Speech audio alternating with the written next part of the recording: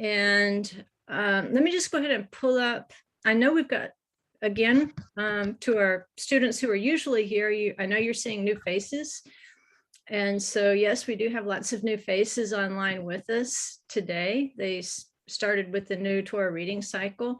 So just to catch you up from last night, I was noticing as I prepared the lesson on the Song of Songs, how much of the Torah portion this week was already in that lesson of Lekh Lekha, because it's the lesson this week really focuses on the call to Abraham, to Lekh Lekha, to arise, because that's the verse we're working with in Song of Songs, arise, my love.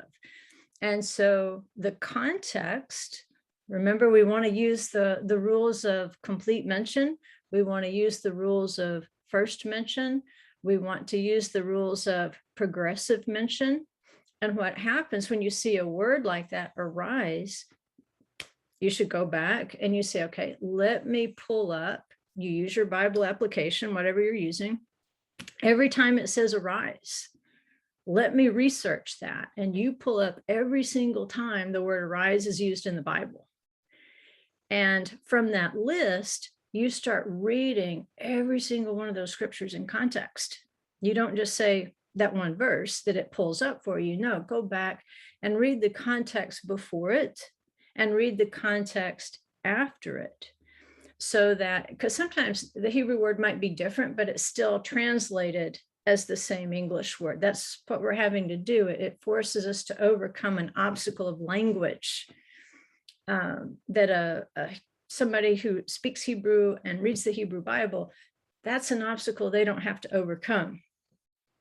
For us, there's at least one extra step, probably two extra steps to research when we read an English word, to go back and see what is the Hebrew word and how is it typically used in scripture.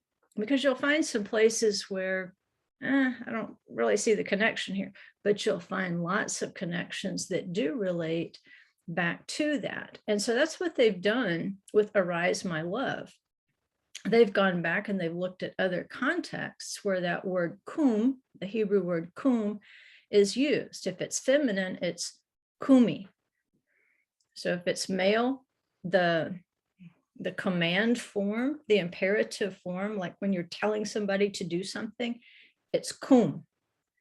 If you're saying the same thing to a female, you say kumi. And because Hebrew words have gender, male and female, you have to know whether that particular word or that particular object is male or female. So in this case, where he's speaking to Abraham and he says, kum, arise, get out of here, Lekh Lekha, get up and get yourself, go for yourself. So arise, my love. It's interesting because that connection back to Abraham we looked at last night. So let me pull up the PowerPoint that kind of pulls you into horror of horrors, my head. Let me share the screen with you and you can see the scripture that we're working with here. Other than the verse out of Song of Songs. Here's the verse out of Song of Songs we started with last night. You have to excuse me, that Lysol got to me. I should have had a fan going. My beloved responded and said to me, arise, my darling, my beautiful one, and come along. Right, so arise. And of course, they're saying that this corresponds to the Exodus from Egypt, where he said, this is the beginning of months for you. Arise, my love. It's time to get out of Egypt. It's time to leave your oppression. It's time to leave your bondage. It's time to leave your spiritual slumber. And now it's time to go back to the land that I promised you. And this was one way we said that, with Abraham, Lekh Lekha, it's hard to translate because it doesn't seem to make sense. Go to yourself. Go for yourself. Books have been written pretty much. There's so much information about scholars trying to decipher the full implication of Lekh Lekha. But in its most literal sense, it's go to yourself. So how does Israel go to herself? Well, in Egypt, the nation of Israel is awakened from its spiritual slumber and bondage, and she goes to the land of Israel. So a people of Israel go to the land of Israel. That's how Israel goes for herself. She can go to herself, Israel to Israel. The same way that Abraham is being told, go to yourself. Abraham, there's something of you in this land, prophetically, and it has to be seen prophetically. So let's look at, where did my Abraham? Here it is. Here's my Abraham. Genesis 13:14. The Lord said to Abram, after Lot had separated from him, now lift up your eyes. So we know he's seeing prophetically, and look from the place where you are. Okay, look from the place where you are. If he's in the land of Israel, he's looking from the land of Israel. He's going for himself again. He's about to see Israel, and then he's going to see Israel, the higher level, the Garden of Eden. Look from the place where you are, northward and southward and eastward and westward, for all the land which you see. Now, this is the land that he's seeing after he lifts up his eyes prophetically. I will give it to you and to your descendants forever. What is he promising? The Garden of Eden. That's the promise of the land of Israel. That's why it's the promised land. It's not just natural rocks and dust. It's that eventual marriage of the Garden Eden back with the natural land itself. He says, this is the land I want you to see. I want you to see a land where the resurrected will live. He says, I'll give it to you and to your descendants, to those of your children, whether they're natural children, whether they're by blood or whether by your faith. Your faith sets the precedent. If somebody walks in your faith, Abraham, they are one of your children. And if they can follow me the way that you, Abraham, follow me, then they're your descendants. He says, I will make your descendants as the dust of the earth, so that if anyone can number the dust of the earth, then your descendants can also be numbered. Arise, there's our word that connects us back to our verse in the Song of Songs. Arise and walk about the land through its length and breadth, for I will give it to you. He's not talking about the natural land, even though it includes the natural land. As an example, if we think of the Garden of Eden as hovering above the natural land of Israel, then they're part of the same thing. They might be in a state of separation right now. The two realms might be separated. But here's an example. On Shabbat, when you do the blessing over the bread, the hamotzi, if you've ever been in an Orthodox Jewish home, you'll notice something curious, whether they're using 2 slices of challah or whether they're using 2 loaves of challah. They will put one on top of the other. They don't spread them out like in 2 hands, 2 different directions. Instead, they'll take the top one and they'll put it over on top of the bottom one. They'll do the salt, they'll do the blessing and so forth. But here's the principle. If you make a blessing over the top loaf, then you have also made the blessing over the one that it's covering. That's kind of the principle here of the Garden of Eden. Yes, all we can see is that natural realm that's beneath the top loaf, so to speak.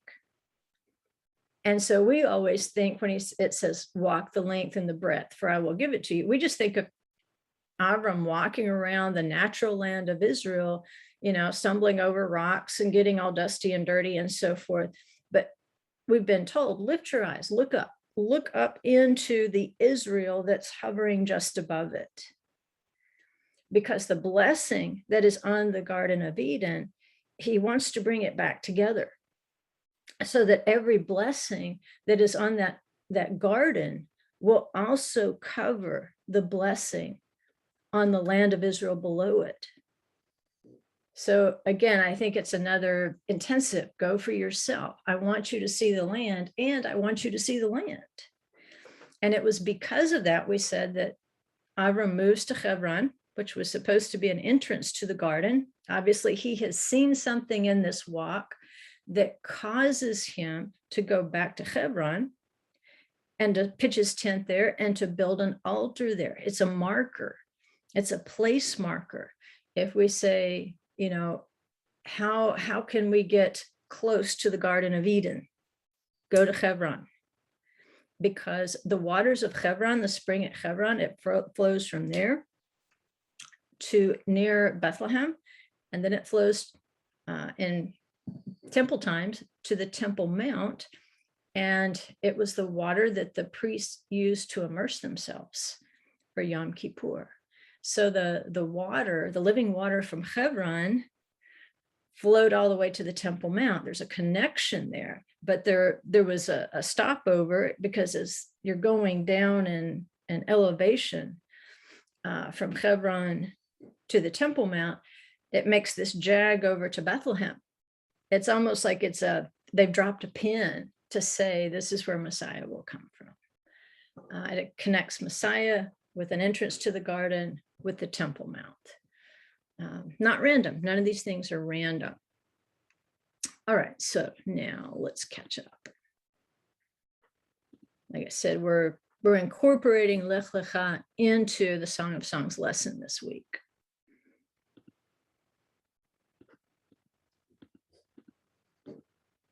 And we also talked about how in this Torah portion, we get the second commandment. The first commandment is going to be fruitful and multiply. And then the second commandment is going to be the commandment of circumcision.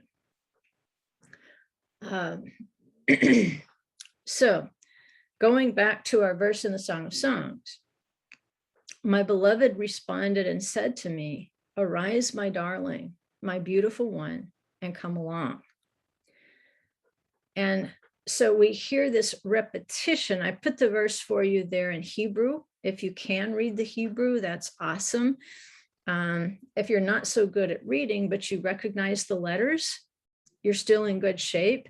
If not, you're just going to have to trust me as to what's written there in Hebrew.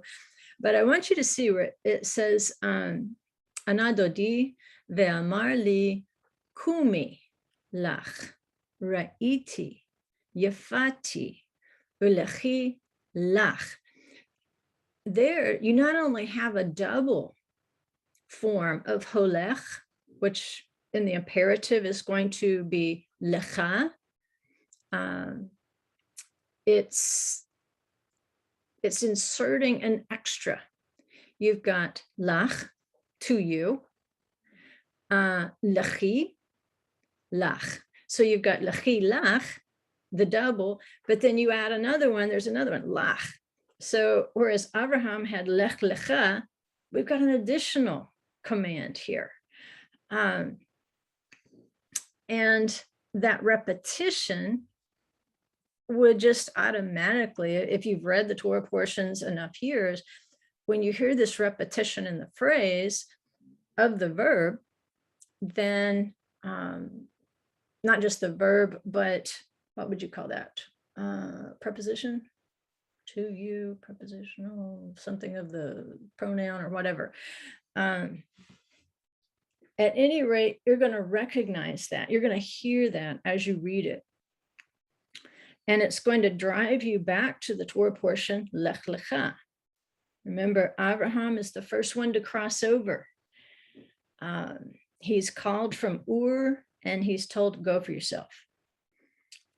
And so he left his homeland and he went into a kind of exile.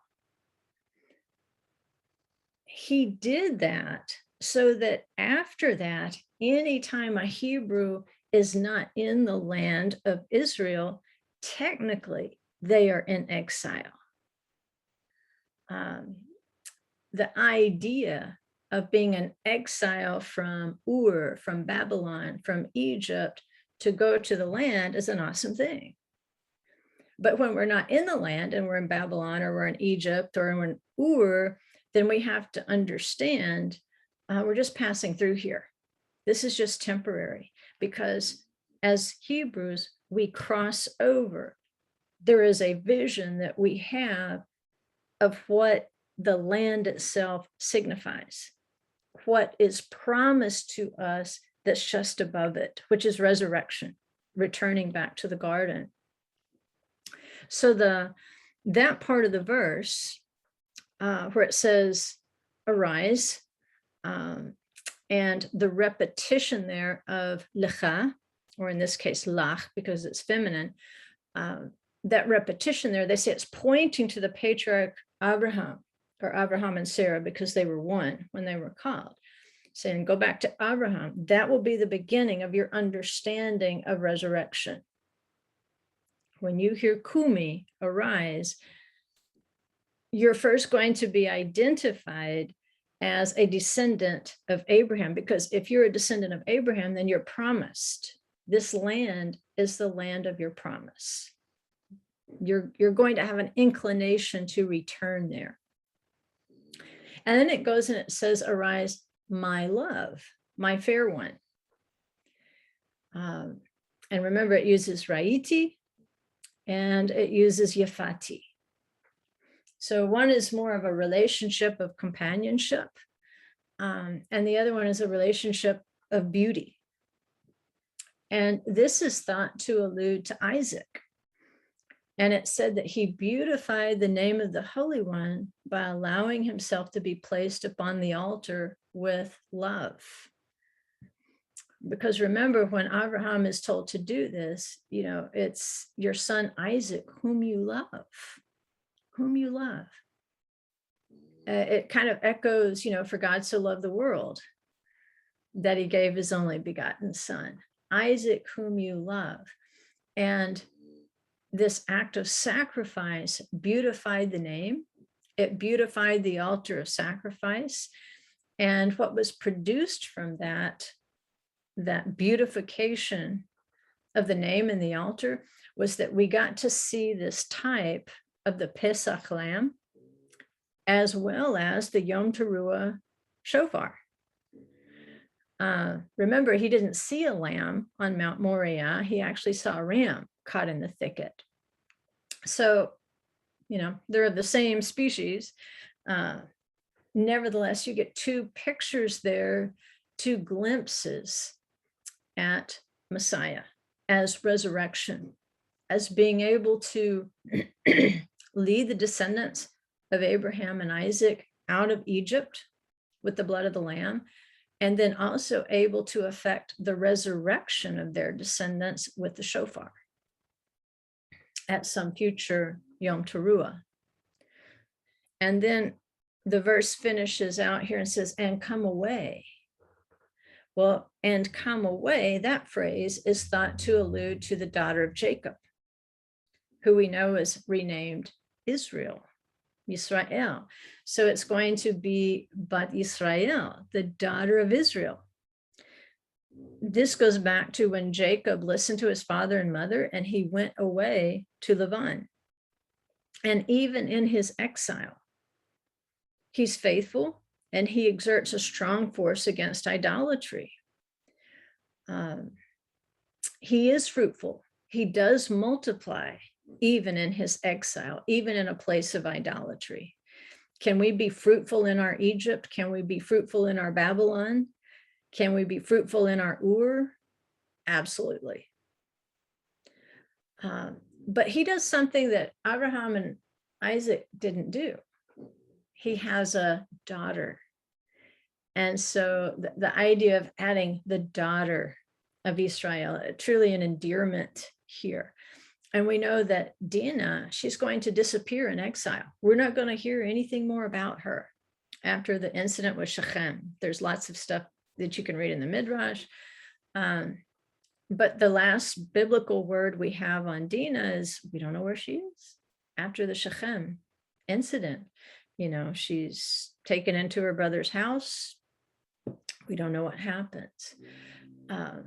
So we have the first patriarch, the dogs are snoring. We have the first patriarch, Abraham, who was the first one to be circumcised. Right? And last night we talked about there's really only two commandments in order to rouse Israel from their spiritual slumber. They needed to be circumcised so that they could offer the Pesach lamb. So it's pretty much good faith. They were circumcised, yet not knowing all the requirements that would be explained to them later by Moses at Shavuot, at Mount Sinai, the things that they would hear later and actually see the sounds with their own eyes. They're circumcised. Then they offer the Pesach lamb. Then they move forward. Then they start to move toward that promised land. And so after the failure with the golden calf, after the failure with the 10 spies, that generation of circumcision dies out. And then it's a new generation that will cross the Jordan and go into the land. And so there will have to be another national circumcision in order for that to take place. And so it's in this Torah portion, Lekha, that we get this precept of circumcision. And we know that there's two kinds. There's actually three kinds, if you consider the female version of it. There's the circumcision of the body. And then there's the circumcision of the spirit. And really, they should be the same thing. They should be two parts of a whole. Just circumcising the flesh without the circumcision of the spirit is not going to do you just a whole lot of good. Running around saying you're circumcised to the spirit without the obedience in the flesh, it would be the equivalent, I guess, of running around being with lots of other partners while at the same time saying you're married. Those things don't go together. Circumcision represents a commitment. It implies some agreement with the commandments. Now, of course, females are not circumcised, but they mikvah. The mikvah is their equivalent of the circumcision, which again, you come forth as a newborn out of the water. Everything is made new. Good to be a female some days. All right, so now let's get on this train. It says, for behold, the winter is past, the rain is over and gone. So remember, the Exodus is in the time of the spring. And what we read in the Midrash is lots of different opinions of how the rain and the winter relate to one another on the timeline. But the sages, as they talk about it, and of course, their talks are recorded. It's a wonderful thing to kind of be able to listen in on someone else's conversation.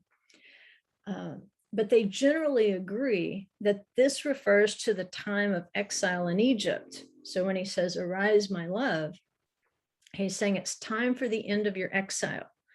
It's referring to an exile in Egypt. There's also an exile in Babylon. There was a time to return. And there will be a time to return. We do live in Babylon, no matter where we live. We are, under the subjugation of those Babylonian systems.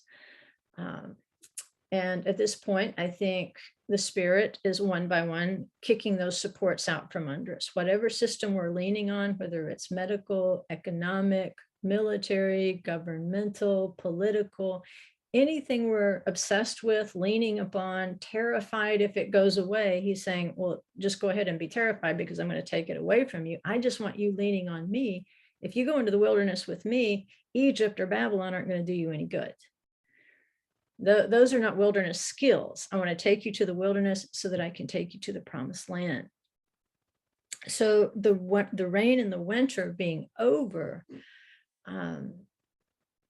they say it refers to this exile in Egypt.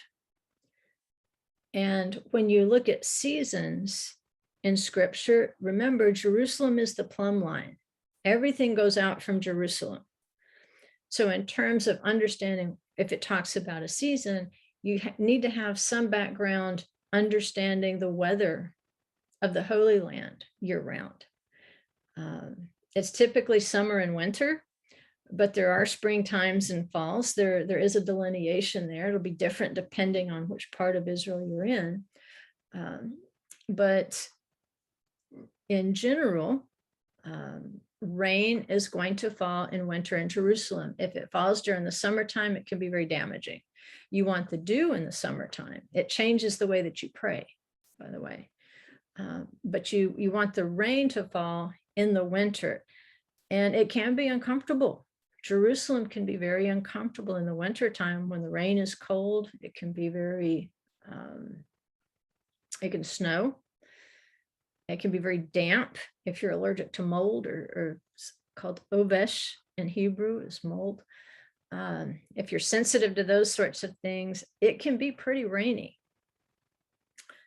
So rain would represent the wintertime. Now there's an example to you of an equivalent expression. I want you to get expert at finding these.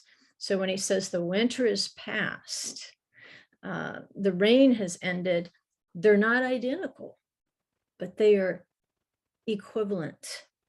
It's giving you two components of really the same idea. So rain falls in winter. Another explanation that they advance about the winter being past, the rains being gone, is that the time of exile in Egypt was the actual winter, and that the way that they were treated was the rain, because they didn't have any shelter from the rain. And then when they go into the Sukkot, after they come out of Ramses, he is offering them shelter, not just with Sukkot, but with the overshadowing clouds, with the shadow of his wings. He says, remember how I bore you on eagle's wings? Seeing these feathers as being protective, that even though there is a winter, we don't have to suffer from those harsh elements when we are gathered to him. But in Egypt, they were scattered, they were not gathered. And so they not only suffered the winter, they suffered the rain of the harsh treatment and having no refuge from the harsh treatment. Exodus 1:14, just a little bit of trivia here, if you've ever wondered. It says concerning the Hebrews, they made their lives bitter with hard labor in mortar and bricks and all kinds of labor in the field. All their labors, which they violently had them perform as slaves. And you can see the root there of bitter, which is marar. Marar. And this is the root of Miriam's name. I think I put this on a slide too. Yeah, I did. So they measure not just the winter, but this harsh period, they say, is represented by the rain. That harsh period of the exile is measured from the time of Miriam's birth, because the root of her name does mean bitter. They think at Miriam's birth is when the conditions became really harsh, when the Pharaoh really clamped down on the Hebrews. It's thought that she was 6 years older than Moses and 3 years older than Aaron. And because of the bitterness of her name, they're associating it with the harshest period of slavery in Egypt. So you can see it, if this is true, then it explains why even who she is as a prophetess. She's a daughter of Israel. And she was born to help Israel endure until Moses could lead them out. So she kind of takes charge of her baby brother, and she makes sure that her baby brother is safe. She makes sure that he's cared for, that he's watched over, so that eventually, does she understand that he will come back and lead his people out of this bitterness? We're not told explicitly, but she's certainly persistent in making sure that Moses is okay. So if she's a prophetess, even at that age, I think she may have known. It's fun to think about. So let me move this where I can read it. It says in 2:12, Song of Songs 2:12, the blossoms have already appeared in the land. The time has arrived for pruning the vines and the voice of the turtle dove has been heard in our land. So yeah, just in a cursory reading, that sounds like springtime. But what we want to focus on first is the blossoms, where it says the blossoms have already appeared. Well, we have our context coming out of Egypt, the Exodus. And so the blossoms here, ha-nitzanim, it's conceptually linked to a similar word, natzachot, which means victors or overcomers. Now there's an anomaly here. They're referring to Moses and Aaron, not just as the nitzanim, the blossoms that appeared in the land, to say change is coming. We're about to arise and be taken out into the wilderness and taken to the land of promise. They also refer to them as natzachot, which means the winners, the victors, the overcomers, the champions. And I don't know why they're using feminine in this case. I know there's anomalies in Hebrew grammar. I'm not a Hebrew grammar expert. I just get by in modern Hebrew. But natzachot, why they're referring to Moses and Aaron in the feminine, I don't really know. I can't figure that out. But as blossoms, they're referred to as the nitzanim, as the overcomers, as the victors, natzachot. Perhaps this does have something to do with having an identity as the daughters of Israel, because if you say natzachot, typically you're referring to feminine plural. So here's the explanation.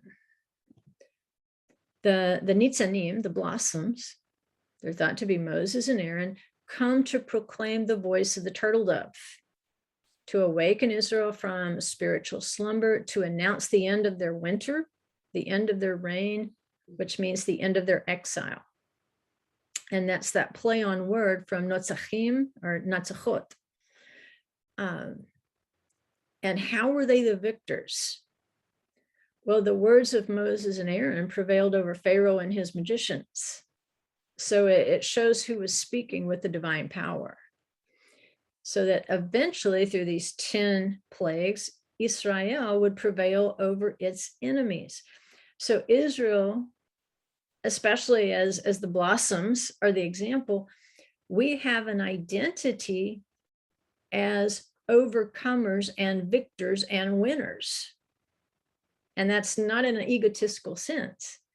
It's in the sense of overcoming sin, overcoming the occult, overcoming immorality, overcoming idolatry.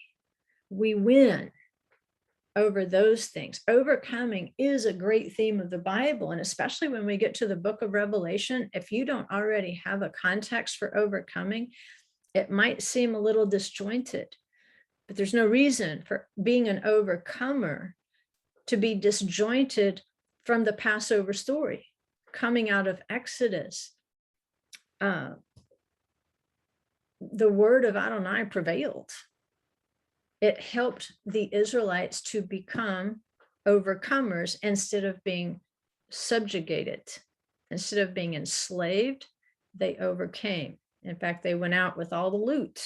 That's how overcoming they were. So we get to the book of Revelation and we hear all this language about, the saints, the righteous. They've overcome by the word of the Lamb and of their testimony. And Yeshua, the blood of the Lamb. That's the same testimony that Israel had when they came out of Egypt. So they overcame by the word of their testimony. What was their testimony? The blood of the Lamb and the circumcision.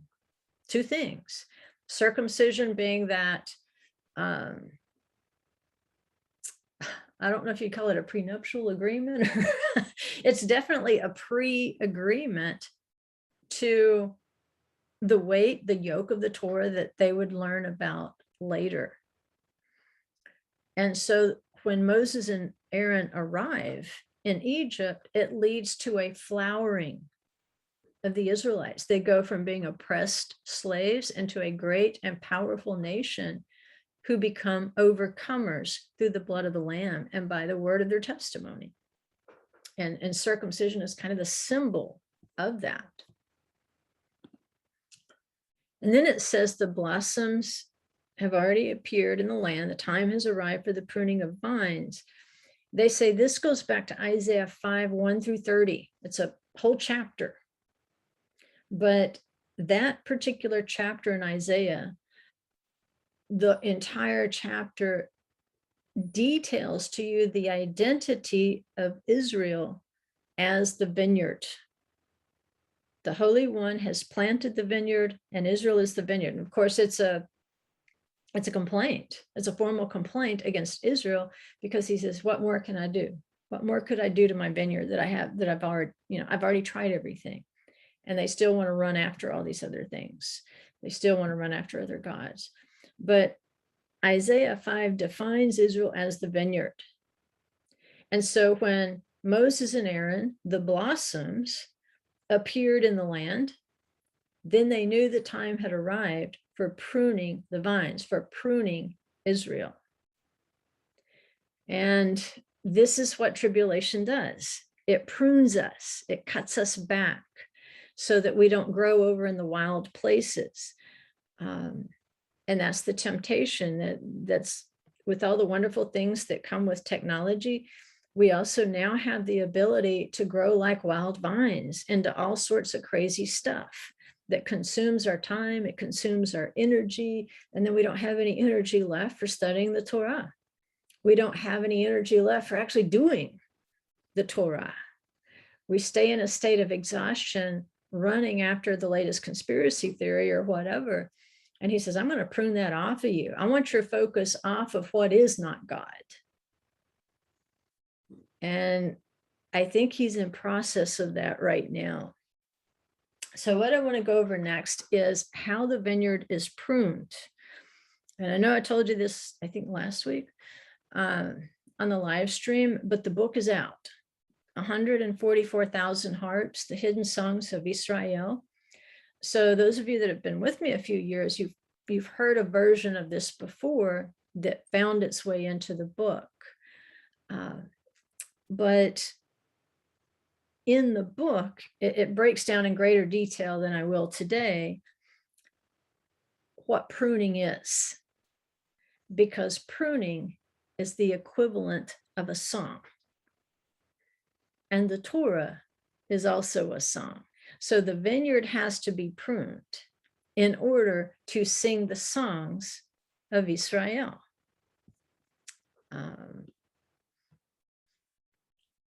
So we know Israel is resurrection land. It's the land of the promise for the reasons I stated before, because of how the Garden of Eden hovers just above it. You know, how many times did Yeshua say, you don't have to travel to go find the kingdom? The kingdom of heaven, he says, is upon you. It's right here. It's right now. It's not that far away.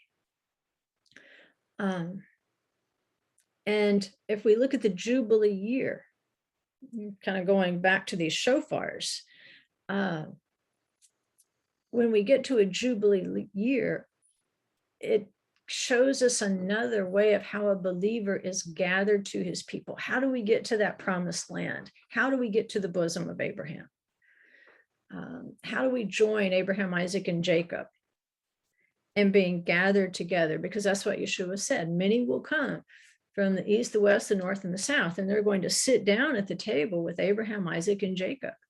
These are our examples of faith in the resurrection. If you have faith in the resurrection, then you should have faith in Yeshua as that resurrection power. And so when we observe the Jubilee, it's showing us how we're going to be gathered to our people. Whether we're alive when it happens or whether we're dead when it happens, we will respond to Arise My Love. If we're his, if we belong to him, if those are our people that we're going to be gathered to. We might have a different people we're being gathered to. We don't even think about that. But instead of being gathered to the bones of an ancestral grave, which was the custom back then. If you were in a certain family, then you had a family graveyard and all your bones were going to be collected with your people. But you have another people. Yeshua said, who are my father, my brother, my sisters, and so forth? Those who do the will of the one who sent me, right? You're Yeshua's family if you do the will of the Father. You're Abraham's child if you believe like him in the resurrection of the dead through the Messiah.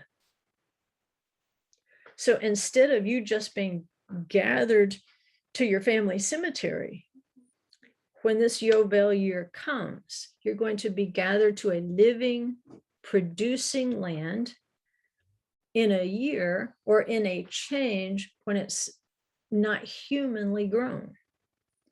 This is a year in which the Holy One causes things to grow. It's not a result of your active plowing, planting, pruning, or cultivating. Now, you did prepare in years past, the 6 years before, you did plow, plant, prune, and cultivate. But now you're going to be able to enter in and see what was the Garden of Eden like when he caused things to grow. Much easier, not by the sweat of our brow as it is today. So a year in Hebrew is Shana. And it means more than just a year of time. It means a change or a transformation. You don't have to tell people you're so many years old. You can just tell them you're this many changes. You're this many transformations. And that's what happens to the land of Israel. The land of Israel transforms naturally when Israel transforms spiritually. And that's why Abraham had to lift his eyes and see the Garden of Eden populated with his descendants, circumcision of the heart, and I'm sure at that time of the body, because the natural and the spiritual are going to be able to mesh once again. And with that transformation, that's how Yeshua could see into a land of resurrection, a land of transformation when we will be changed. And so that Jubilee year becomes very important. In Leviticus 25:1, and I put through 13 because I would want you to read through 13, but I didn't put that many verses on here. I just wanted to make a point. The Lord then spoke to Moses at Mount Sinai, saying, speak to the sons of Israel and say to them, when you come into the land which I shall give you, then the land shall have a Shabbat to the Lord. 6 years you shall sow your field, and 6 years you shall prune your vineyard and gather in its crop. 6 is the number of a man. Human beings were created on the 6th day. He says, but during the 7th year, the land shall have a Shabbat rest, a Sabbath to the Lord. You shall not sow your field nor prune your vineyard. Those two things are equivalent. Do not sow your field, do not prune your vineyard. They seem to be opposites. It would seem like, don't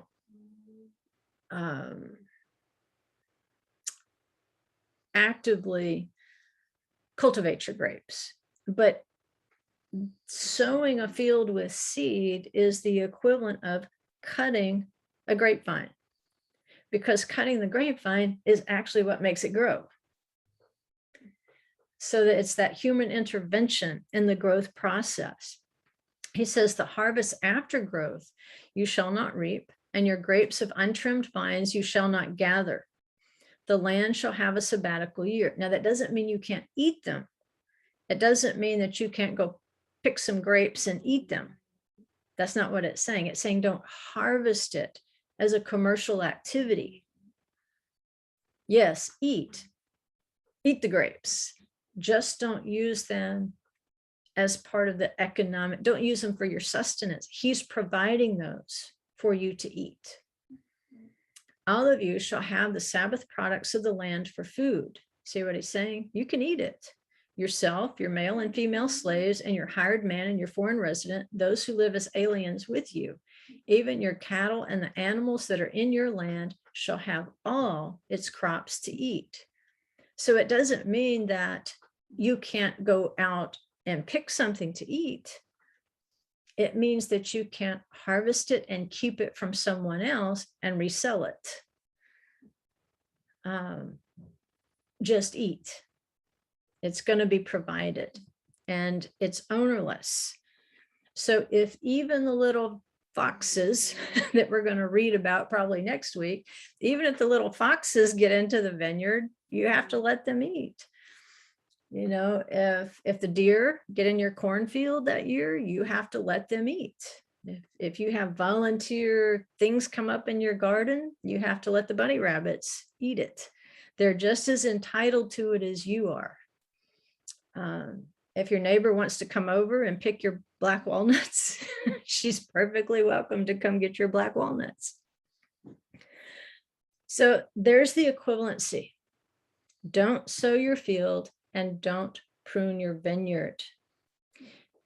The contronym here is from the Hebrew word for prune as an action, not as a fruit, in English. Now, a contronym is its own opposite. It's a word that's its own opposite, like cleave in English. If you cleave something, you cut it in two. But if you cleave to something, you don't let it go. So it'll work that way. Now, the word for prune is zamar. Zamar, it says, lo tizmor, you will not prune.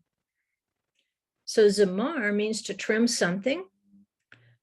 Strong says it's often something to be burned, like a thorn, or burned by fire, cut off or removed. It also means to plant in a vineyard as one sows a field.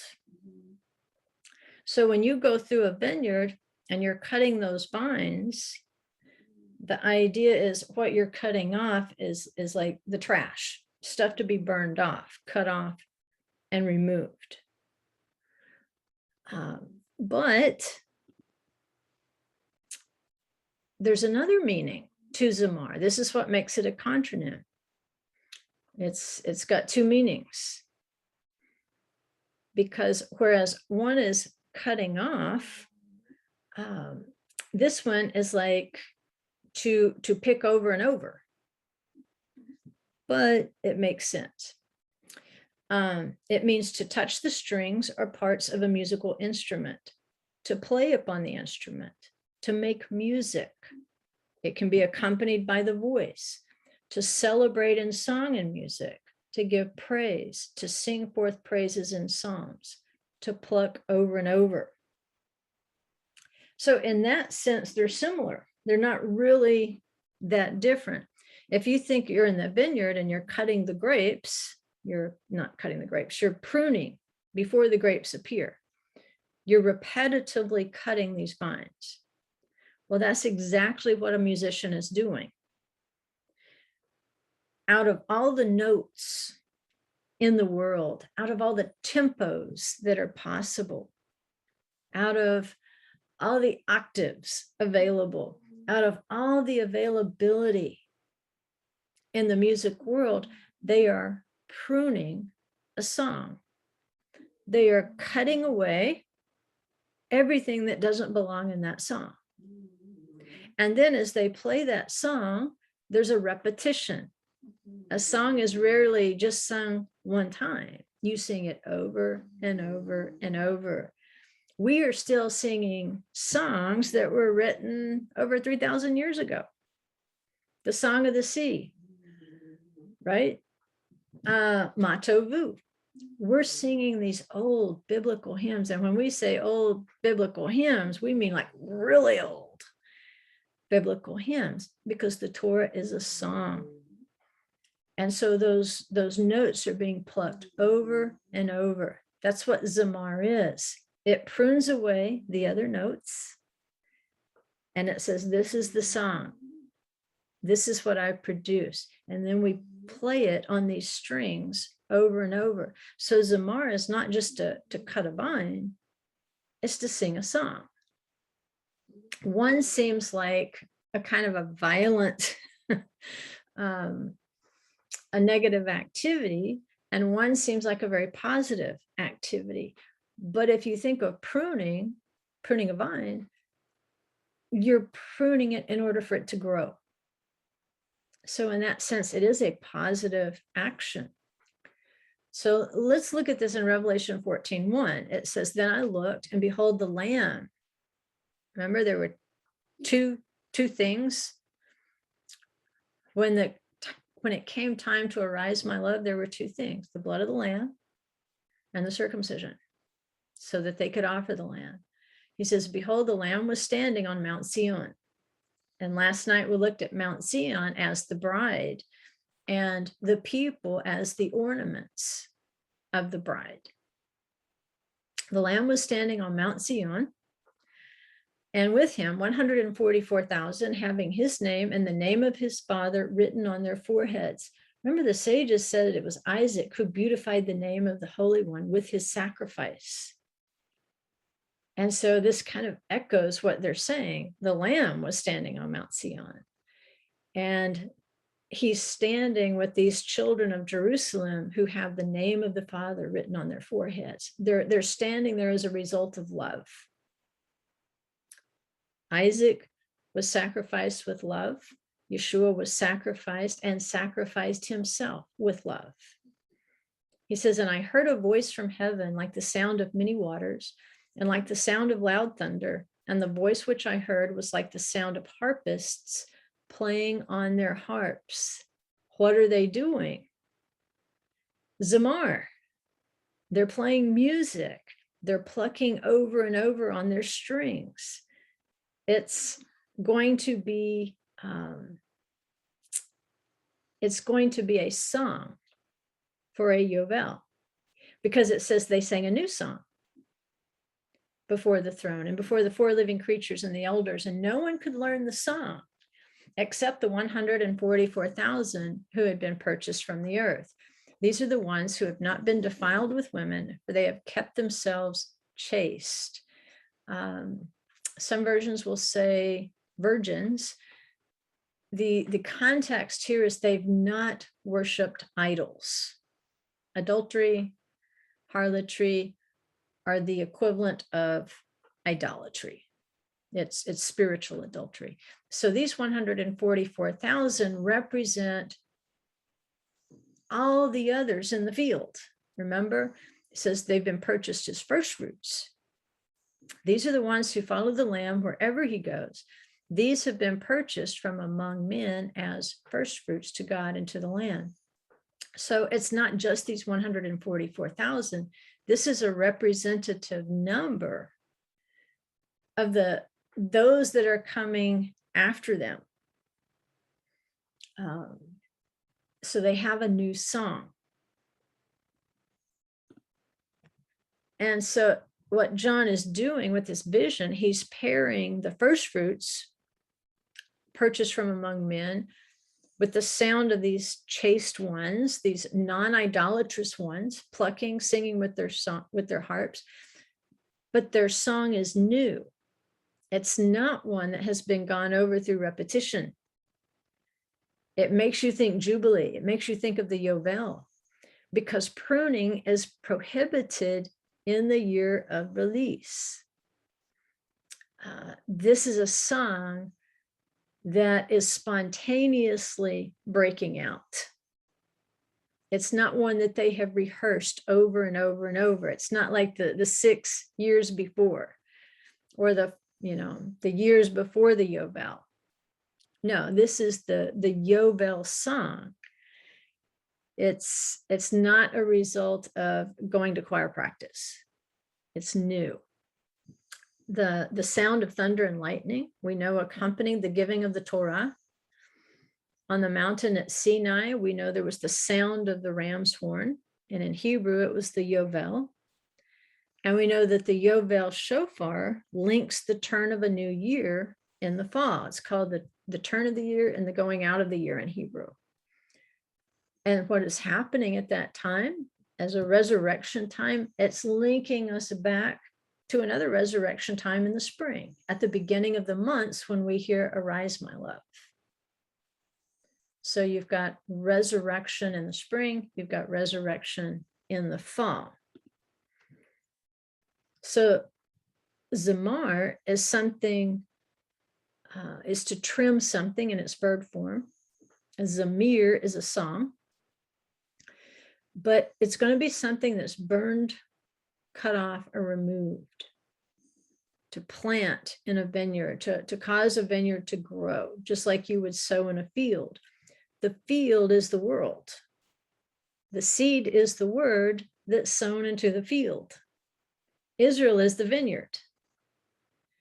So as they make their choices, as we make our choices, remember, it's whether you're circumcised in the body or whether you're circumcised in the heart through faith in Yeshua, as a child of Abraham, who followed first and was circumcised later, you are like a musician or a singer. You're composing a song with your life. As you go throughout your day, you are singing a song.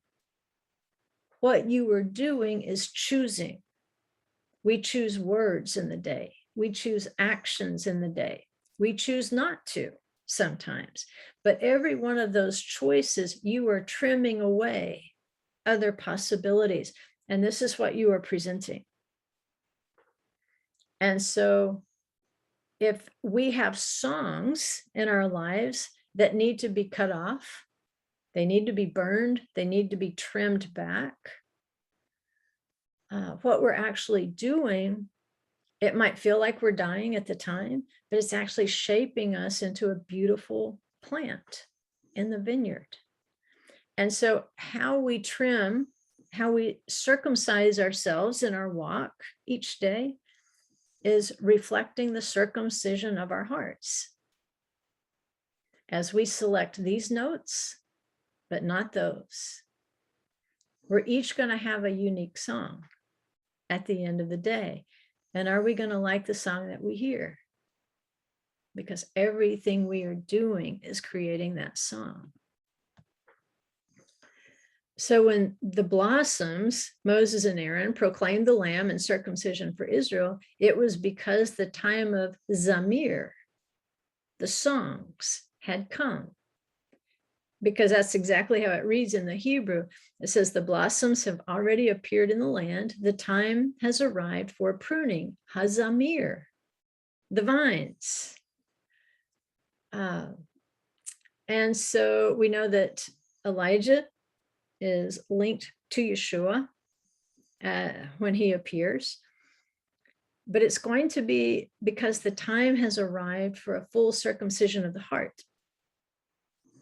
I don't know about you guys, but there's still some hard places in my heart. And I find that out every day, that I have to keep trying to work on that song that I'm composing. And I need to make some better choices. And there's things I need not to choose. If I want to be part of this vineyard of Israel, crossing the Jordan, there will be one final circumcision before we can cross into the rivers of Eden and be gathered to Abraham's bosom, to join that family. And I don't know if you're aware of it, but at every circumcision, there is a chair, and it's called Elijah's chair. And kind of the legend that goes with it is that Elijah has to attend every single circumcision, because they say Elijah is keeping the records of circumcision, and that's how the pedigrees are never lost. If your ancestors were ever part of Israel, Elijah will know your pedigree when Messiah returns, and he will make sure that you get into the right inheritance, that you will know exactly where to go with your tribe. And if you don't have a tribe, what did it say? The stranger, the alien who resides with you, it's okay. You don't have to have a blood connection. I suspect we all do. I really believe that Abraham's blood has been mixed among all the peoples of the earth, but that's not for me to sort out. That's Yeshua and Elijah's job. And so when that time comes, Elijah's chair is a part of this return because of the circumcision. Elijah, they say, will herald the coming of Messiah 3 days before. And so the Midrash is interpreting this verse. The blossoms have already appeared in the land. The time has arrived for Hazamir, the vines, pruning the vines. They interpret it as the time has come for Israel to be redeemed, the time for the foreskin to be cut.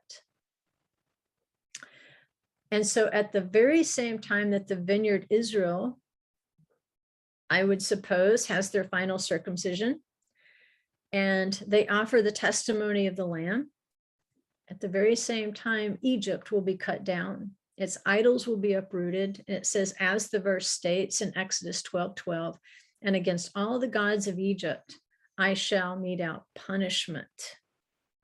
And that's where I think John's vision of the 144,000 harpist singers being chased, it means they have not served the idols of Egypt. They have not served the purposes of Babylon.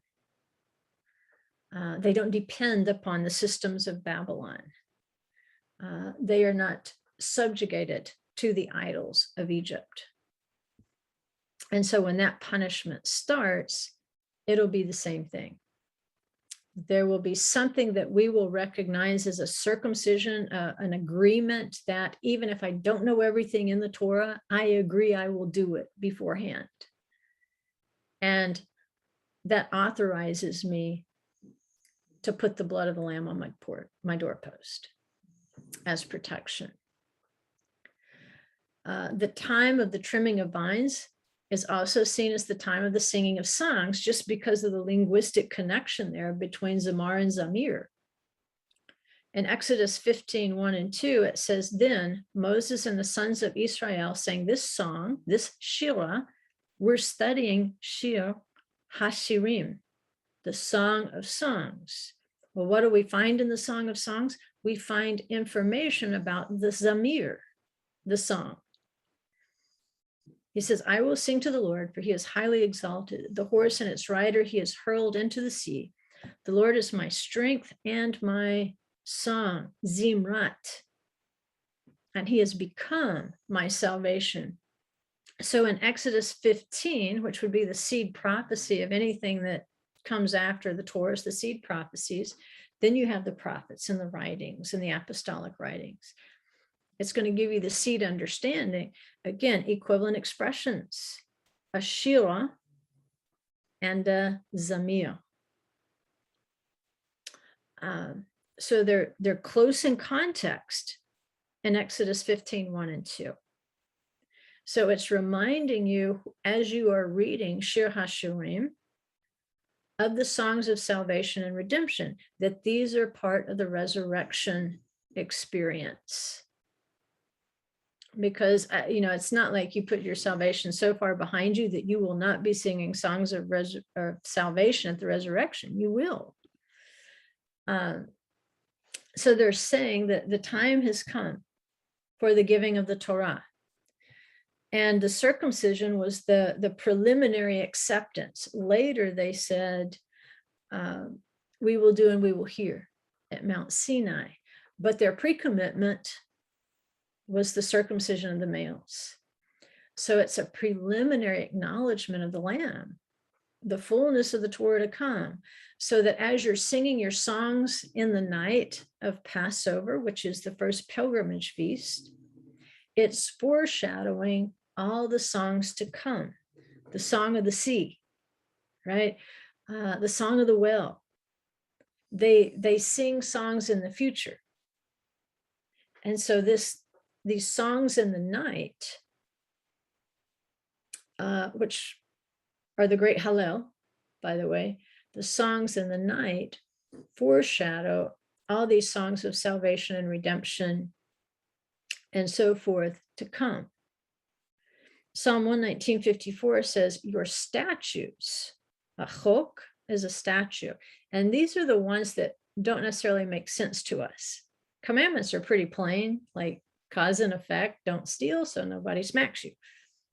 That's logic.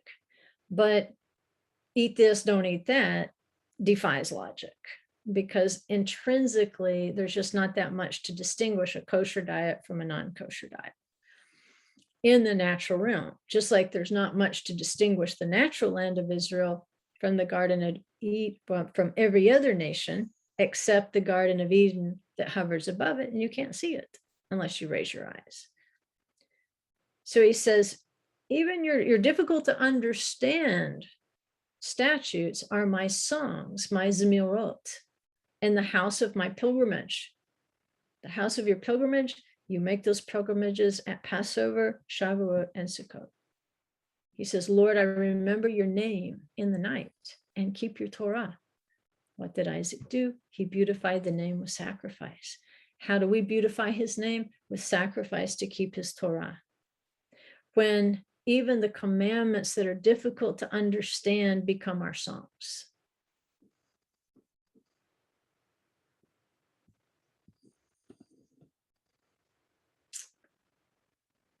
And so how do you eat this? How do you digest this? As you enter into the Passover feast, I know we're a little early, but you can never be too early, because if you're done with Sukkot, you should be preparing for Passover. You should be thinking about where you're going to celebrate Passover next year.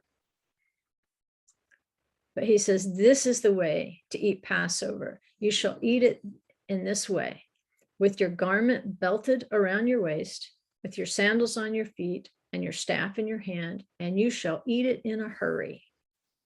It is the Lord's Passover. And what do we hear in Revelation 22:20? He who testifies to these things says, yes, I am coming quickly. Amen. Bo, come, Lord Yeshua. So think about Passover.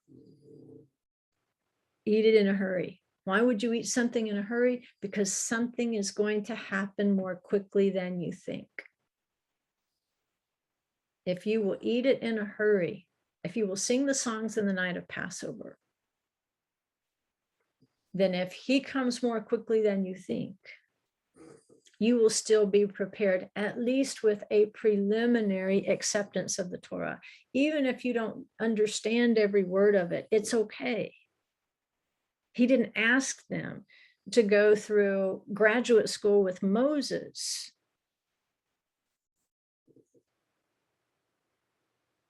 Until they went in the wilderness. And it doesn't mean you don't try. You do try. It's just one of those things. The more prepared you are for the wilderness experience, the less likely it is you're going to be complaining about the food and the water and the accommodations. Because I believe once he takes us into the wilderness, there's going to be some great things. I think, though, that there's going to be some tests. What has been before is what will be. And we need to be prepared for that.